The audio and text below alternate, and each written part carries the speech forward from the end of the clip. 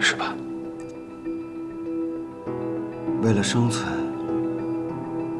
你别无选择。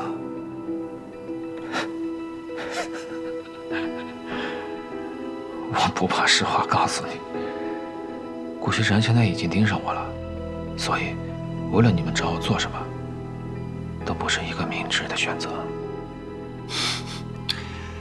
你多虑了。我们这个事情早考虑到了，越危险的人，对于我们来说越安全。你这次要去多久啊？今天必须要走吗？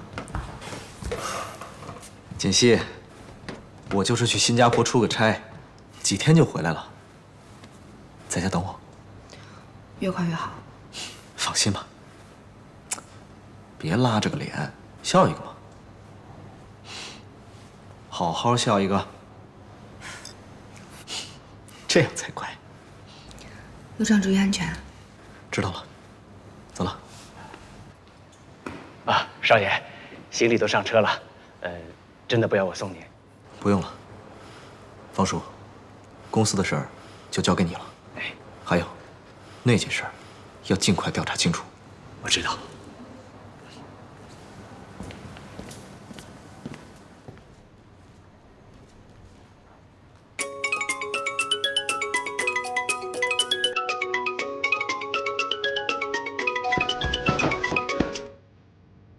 喂，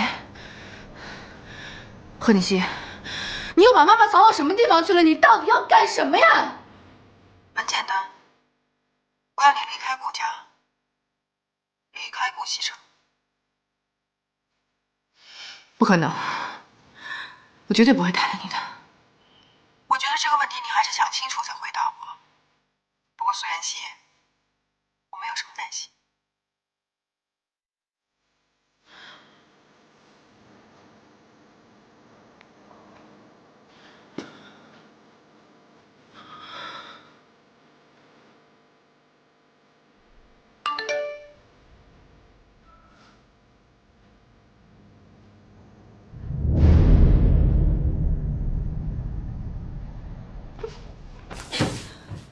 贺锦熙，你为什么要这么逼我？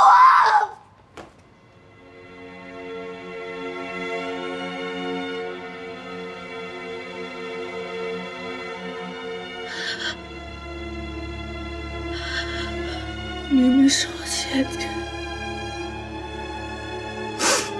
为什么要这么逼我？